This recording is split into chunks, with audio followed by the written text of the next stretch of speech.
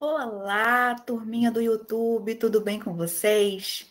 Eu sou Alessandra Souza, professora de História, especialista em Egito Antigo, exatamente em mulheres egípcias.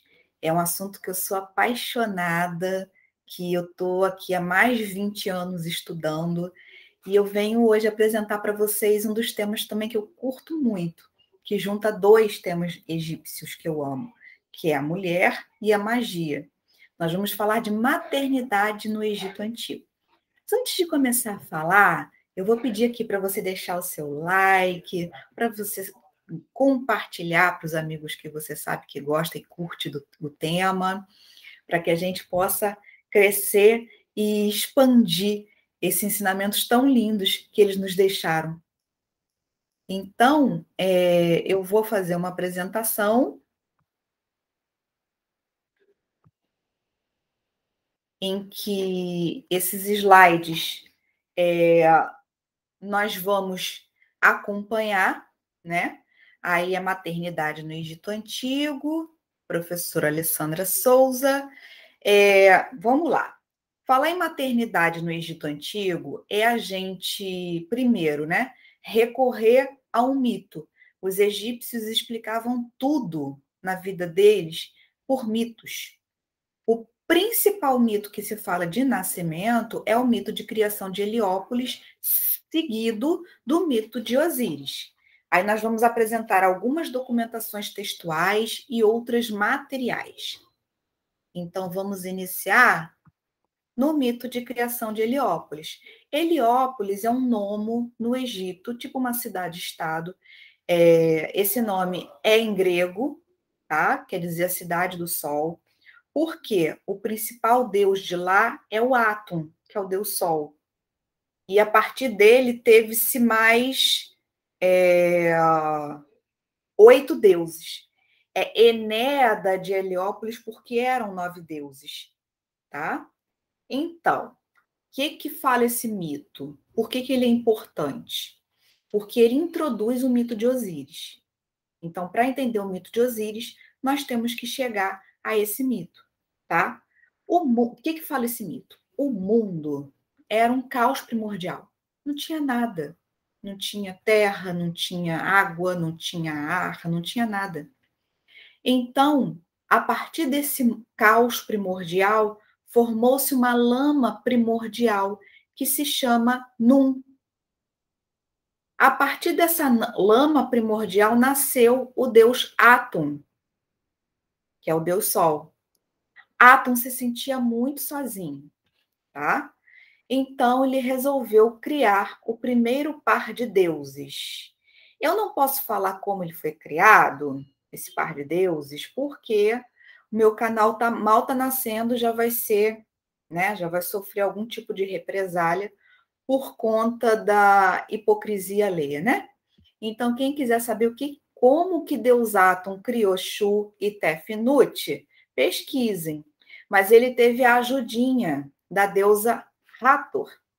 Como que ele teve a ajudinha da deusa Hathor? Gente, é mito, tá? A deusa Hathor é a deusa da beleza, da sensualidade. E por que eles colocaram a deusa Hathor na parada? Porque os egípcios eles eram muito preocupados com a dualidade, com a noção da complementaridade. Sol complementava a lua, o vale fértil com o deserto, a terra e a água, o homem, a mulher. Então, nesse ato de criação, ele não poderia criar totalmente sozinho. Teve uma ajuda muitíssimo importante da deusa Hathor, tá? E a partir desta ajuda, criou-se o primeiro par de deuses, Shu e Tefnut, o ar e a umidade, tá?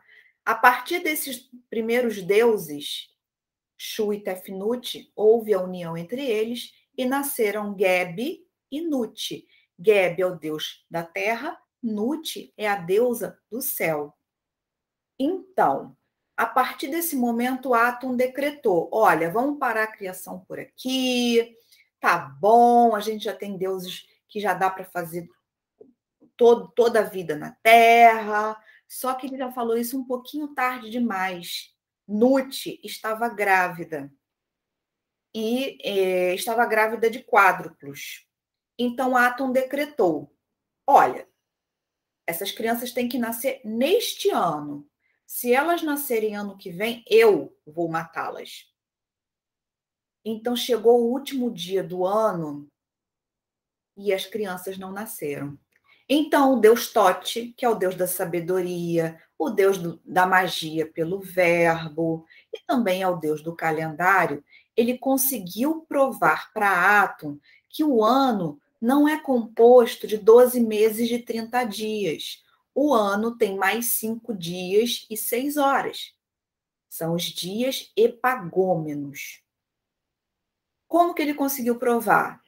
Pelo período, porque não batia às vezes o período de plantio, de colheita, de cheia do Nilo. Então, ele conseguiu provar que se colocar mais esses 5 dias, essas 6 horas, e a cada 4 anos, 6 dias, fica tudo beleza. Então, Atom decretou mais uma vez: essas crianças têm que nascer este ano. Então, nos 45 do segundo tempo, nasceram Osíris e Ísis, que já se amavam dentro do ventre de Nut, Sete e Néfites. Sete, ele era o deus da ignorância, da violência. Logo, ele foi colocado no deserto. E essa violência e ignorância já aconteceu no útero de Nut. Ele não teve paciência para esperar o momento dele do nascimento. Ele cortou, rasgou o ventre de Nut e saiu de lá. Tá? Então também já teve uma primeira rinchazinha entre mamãe e filhinho. Ele e a esposa foram colocados no deserto, e Ísis e Osíris governaram o Egito como rainha e rei. Aqui acaba o mito de criação de Heliópolis e vamos iniciar o mito de Osíris. Osíris e Ísis reinavam o Egito de uma forma muito equilibrada, harmônica.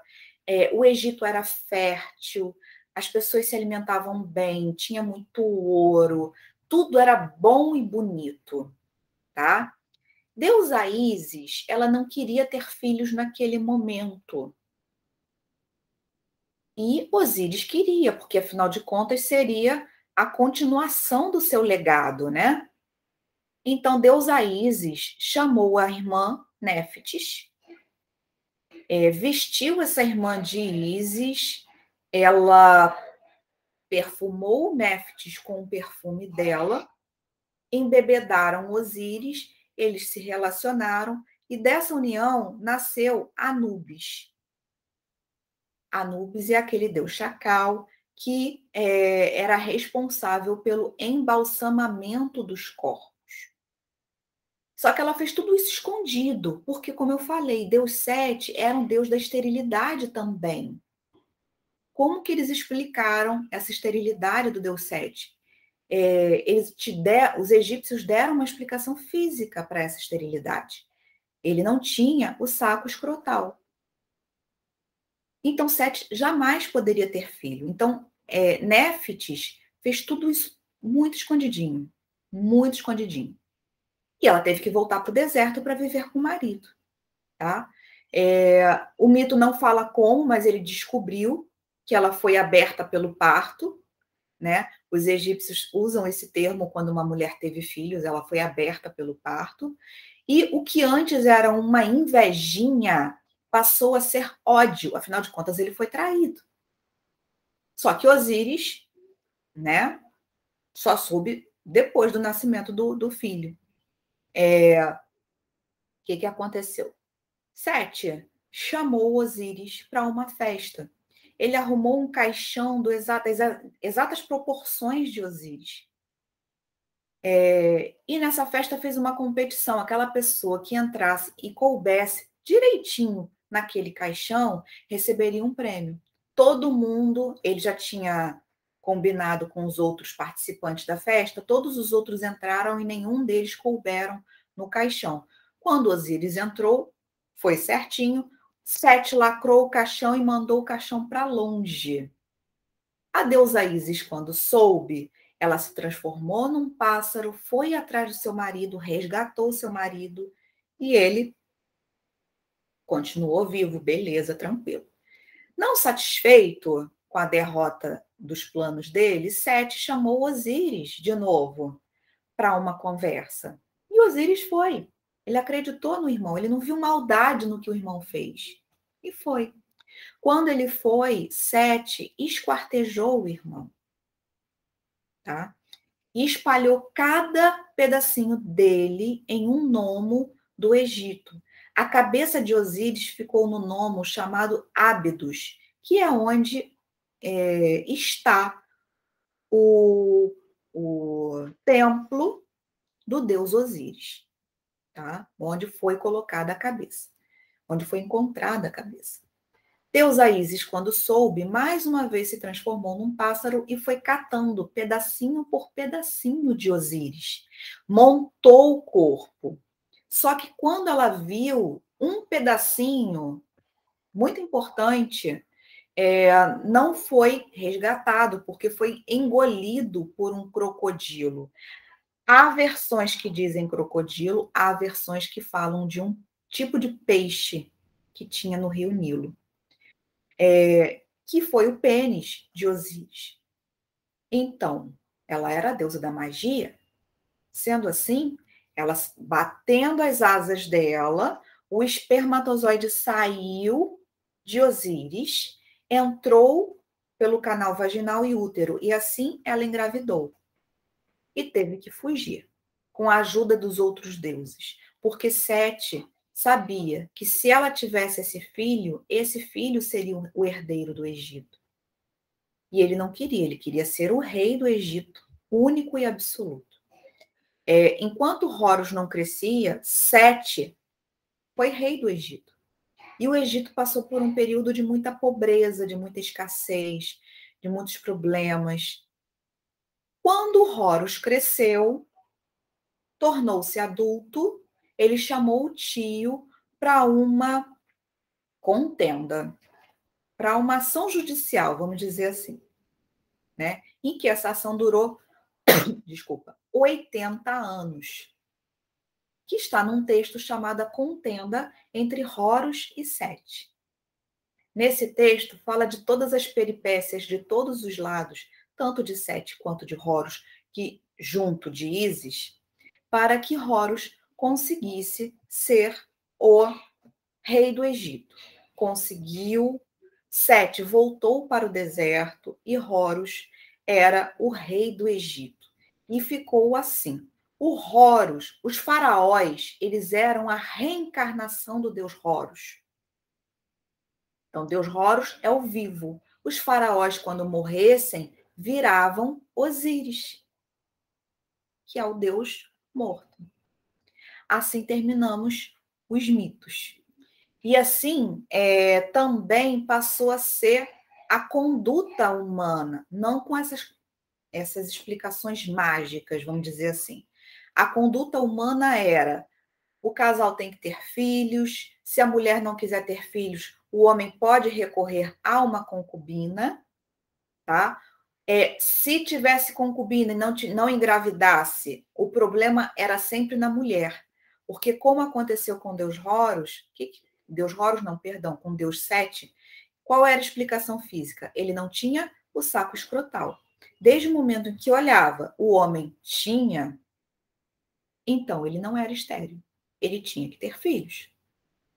Aí ficava nesse impasse de concubina, concubina, concubina, até, sei, tem um vácuo na documentação quando fala em esterilidade masculina. Porque para eles o problema, quando tinha dificuldade, o problema era sempre da mulher. Então, para falarmos em maternidade, na parte mágica da maternidade, nós temos essas documentações textuais. O mito de Heliópolis está na parede dos templos em Heliópolis. O mito de Ísis e Osíris, temos várias, inúmeras versões. A mais completa que nós temos é a de Plutarco, ou seja, do período romano, tá? E tem outros contos egípcios que os egípcios eles tinham por hábito, sim, contar histórias para os seus filhos para dormirem, e essas histórias geralmente eram de cunho moralista, para que a criança aprendesse o bom caminho. E várias partes do mito de Osíris e de Ísis estavam nesses contos, tá? O primeiro, assim, que fala de união familiar é o texto dos Caixões, que é do Médio Império, tá? Que fala o encantamento sobre a união familiar no além. O papiro de Berlim, número 3033, e o papiro Westcar, que é o conto dos Três Reis. É um dos contos fantásticos para as crianças. Papiro de Berlim 3038, que é o papiro médico, ele fala do teste de gravidez no Egito. Como é que era o teste de gravidez no Egito? A mulher, ela separava 2 vasinhos de plantinha, um com trigo e o outro com cevada.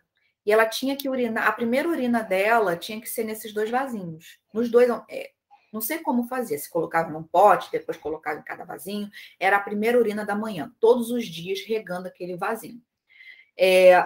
Quando o vasinho germinava, o vasinho germinou, ela está grávida. Aí observava, germinou o quê? Trigo, era menina. Cevada, era menino. Os dois, casal de gêmeos. Acontecia, gente. Cleópatra teve um casal de gêmeos de Marco Antônio. O conto de Ísis e os 7 escorpiões, em que Horus foi picado, aí mostra como é que é o tratamento, como é que é o aleitamento materno, né, para que o filho recebesse a cura. E as inúmeras instruções de sabedoria que falam como que deve ser tratado a gravidez, a família, tudo isso. Agora nós vamos falar de alguns amuletos, alguns objetos usados durante o período da gravidez. Esse aqui. Esse é o chamado nó de Ísis. Iti, Tiete, tem alguns nomes. Esse nó de Ísis, ele era colocado no umbigo da mulher. Ele lembra o útero da deusa Ísis. Então, esse amuleto, ele era usado tanto para a religião privada, como no caso da proteção à maternidade, proteção na gravidez, quanto também era usado na religião funerária, que também era colocado na mesma região do umbigo, para que fosse uma ajuda ou um elo de renascimento daquele morto, tá? Outro objeto muito interessante eram as bonequinhas de fertilidade. Na religião privada, elas eram chamadas de bonequinha de fertilidade. Na religião funerária, eram chamadas de concubinas do morto. Mas o desenho é praticamente esse. Madeira, esses 2 primeiros eram em madeira, esse aqui é em faiança, que é uma pedra azul. O azul é como tranquilidade, como um período de proteção. E essas bonequinhas, elas tinham características bem próprias. Os egípcios se preocupavam com a peruca, lembrando que tudo que a gente vê de cabelo no Egito não é cabelo, é peruca, tá? O olhar delas triste, elas tinham um olharzinho triste, elas não tinham os pés, nenhuma dessas bonecas tinham os pés, a mão ao longo do corpo, as ancas, quadris largos, remetendo à fertilidade. E elas eram tatuadinhas. Daqui a pouquinho eu vou mostrar por quê. A questão da tatuagem no Egito Antigo era muito importante. Outro objeto era esse aqui. Esse aqui é a chamada faca apotropaica. Ela tem esses desenhos de animais, por exemplo, a serpente, o leão, essa pantera aqui de cabelo comprido. Não é girafa não, tá, gente? É um animal bestializado, vamos dizer assim, para mostrar que eram animais diferentes com o objetivo de afastar o mal, tá? Então, eram objetos, animais, hieróglifos, usados para o quê? Para afastar o mal. Para que era usada essa faca apotropaica? Ela era usada para delimitar o terreno onde acontecia o parto. O parto não acontecia dentro de casa. O parto acontecia do lado de fora. E essa faca fazia-se um círculo com essa faca, tá? Para que dentro daquele círculo nenhum mau espírito entrasse, tá? Aqui, como eu falei, as bonequinhas, elas eram tatuadinhas. Por quê? Porque às vezes eles queriam tanto ter sucessivos filhos que não era jogo para eles terem objetos que possam cair do corpo, que possam sair. Então eles tatuavam seus corpos, elas, né? Eles também, os homens também. Muitas tatuagens, além quando era mulher, era tatuada a cintura, as pernas, porque as mulheres elas pariam de cócoras, agachadinhas. Então tinham que ter pernas fortes, tinham que ter uma cintura mais forte também. Por isso que elas dançavam. O objetivo maior da dança, quer dizer, o objetivo maior, maior, maior, é o culto à deusa Ísis. O segundo objetivo é para que o corpo ficasse fortalecido para que tivessem filhos saudáveis, tá? Agora, os homens, eles tatuavam geralmente o punho e os calcanhares, porque eram os extremos. Porque se por acaso mãos ou pés tocassem alguma coisa com uma energia negativa, essas tatuagens serviam de bloqueio para que essa energia não fosse para o restante do corpo da pessoa, tá? Agora nós vamos falar de alguns deuses relacionados à maternidade. O deus mais usado, sem sombra de dúvidas, é esse aqui. Esse é o deus Bes. Esse é o Bes e tem o Bes-Ahá. Esse é o Bes, tá? O Ahá tem o tamborzinho. O deus Bes, ele é um deus anãozinho. Mas por que ele é usado? Ele é uma das primeiras expressões das carrancas africanas. Olha essa carinha dele. Por que eles tinham essas carrancas? É para afastar também os maus espíritos. Tá? O deus Bes, ele está em todos os aspectos da religião egípcia. Tá bom? A outra deusa é a Taueres, ou Ammit. A deusa Taueres, ela é uma mistura de hipopótamo, vaca e crocodilo.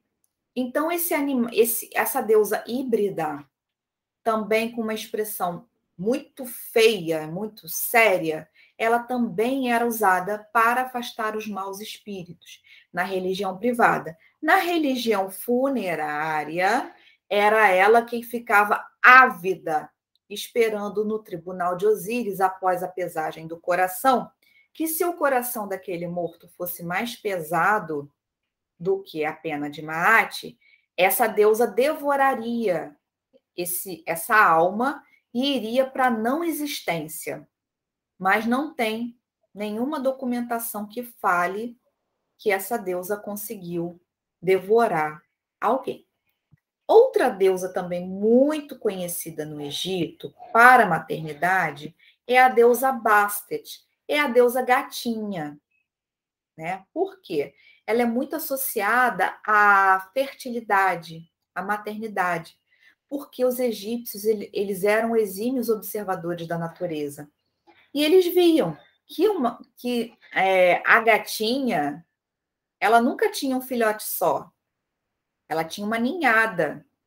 Sendo assim, vamos colocar, sim, a gatinha para ser a deusa relacionada à fertilidade. Essa é a deusa Hathor. A deusa Hathor, ela tem como vaca, porque ela foi criada como leoa, ela como vaca, ela é o princípio feminino. Ela é a deusa que ajudou a amamentar o deus Horus. Esse que está aqui à direita, ó, é um faraó que na tumba dele colocou ele sendo amamentado pela própria deusa. E aqui à esquerda é a representação dela humana, mas ela sempre com o disco solar, os chifres, tá? A deusa Ísis. Essa deusa Ísis, quando você vê a deusa Ísis com essa coroa de deusa Hathor, é a partir do Novo Império, que é de 1550 a 1070 antes de Cristo. A partir do Novo Império, a deusa Ísis, ela foi representada assim. Por quê? Então, a deusa Ísis, como a rainha, como a mãe de Deus Horus, ela foi representada com os chifres de Hathor e o disco solar para lembrar as pessoas que casamento e maternidade tem que ser associado ao amor. Então, amar o seu companheiro, amar o seu filho, porque essa era a base sólida de uma vida abençoada, estar em consonância com o seu coração. Por isso, a deusa Ísis, ela é representada a partir do Novo Império com o toucado de Hathor. Essa outra deusa aqui é Mesrenet. Ela tem nascimento no nome. Mes, em egípcio, é nascimento, tá? Aqui nós temos sobre a cabeça dela um útero de vaca, porque a vaca é o princípio feminino, é o animal associado à maternidade. Então, nós temos na cabecinha dela um útero de vaca e ela é também aquela que abençoa o nascimento. O momento do parto, olha só, vamos lá. Antes do momento do parto, né? Eu vou voltar um pouquinho. Houve a concepção e a mulher engravidou. A partir da gravidez dessa mulher, ela tinha que tomar uma série de cuidados, uso de amuletos ou tatuagens, preces diárias. A família toda tinha todo um cuidado em cima dessa mulher, né? Lembrando que no Egito, nem parto cesariana tinha, era parto normal. Cesariana entrou no período romano, bem depois, 30 depois de Cristo. Antes de Cristo, perdão. 30 antes de Cristo. Então, não tinha antibiótico, não tinha, era tudo muito natural, eram com ervas, os cuidados, a fé. Então, era um aspecto mágico. A maternidade para os egípcios era um momento de grande magia, a magia da vida. Mas os egípcios se preocupavam muito, porque o índice de mulheres grávidas que morriam era altíssimo, o índice de mortalidade infantil também. Então, todos esses cuidados cercados, o momento do parto, como eu falei, a faca apotropaica, tá? Eles colocavam esse tijolinho aqui, a mulher paria nesta posição. À esquerda aqui nós temos a deusa Ísis, com a ajuda de deusa Hathor. São duas, Alessandra. A deusa, ela pode ter quantas representações ela quiser. A deusa pode ter. São duas Hathors. E a deusa Ísis, de agachadinha, como as humanas. Assim que elas tinham neném. Tá? A amamentação. Essa deusa Ísis aí, da esquerda, ela está com o trono do nome dela. Então, essa deusa é uma representação anterior ao Novo Império. Tá? A amamentação a amamentação era de suma importância. Tinha diferenciação entre o período de amamentação das rainhas e das outras mulheres. As rainhas, elas faziam uso de ama de leite, porque eles já sabiam que se o leite secasse, a rainha entraria mais rapidamente no período fértil para ter outro filho. Então, a rainha tinha o seu filho, amamentava por um curto período de tempo e passava essa amamentação para a sua ama de leite. As outras mulheres não, elas amamentavam por muito tempo. Quando tivesse leite, a criança era amamentada. Essa representação aqui é de uma mulher amamentando e a concubina ou a outra esposa ou a filha mais velha, não sabe especificar, cuidando dessa mãe. Elas cuidavam muito uma das outras.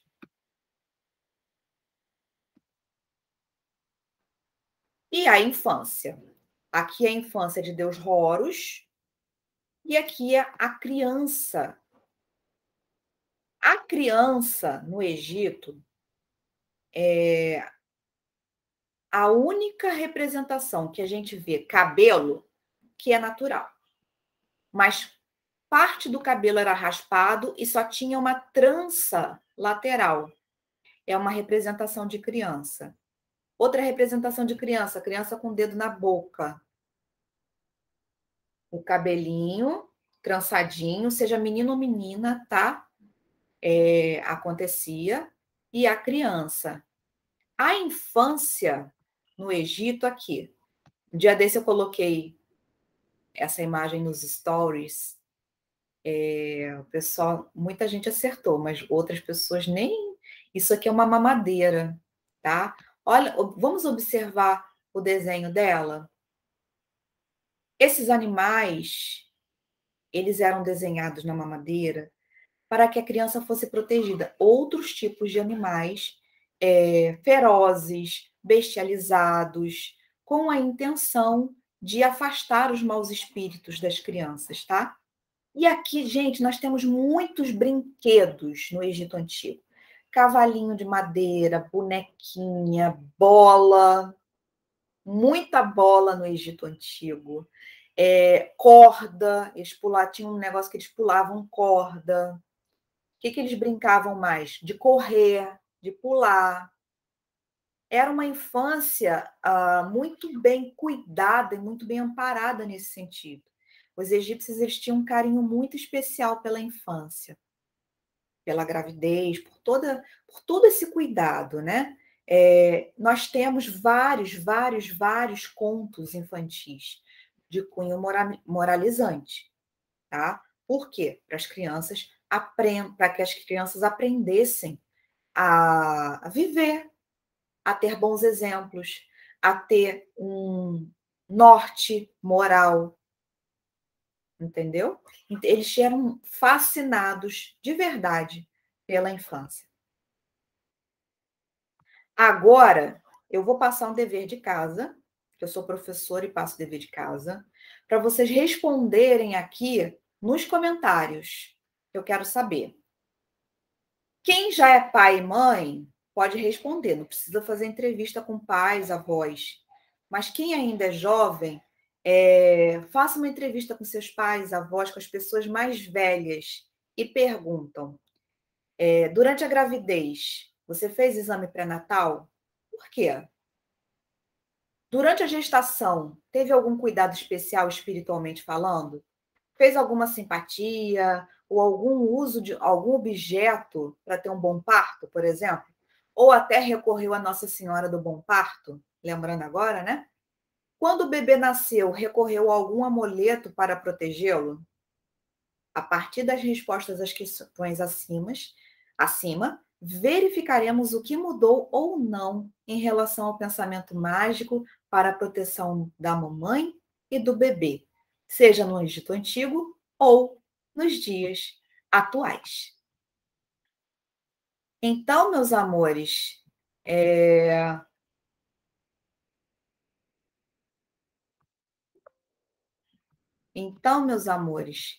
nós vamos finalizando aqui o nosso vídeo sobre maternidade no Egito Antigo. Espero que tenham gostado. Deixem aí, mais uma vez, eu vou solicitar que deixem seu like, que deixem sua contribuição, sua dúvida, qualquer coisa, estaremos aí. Um beijo para todos.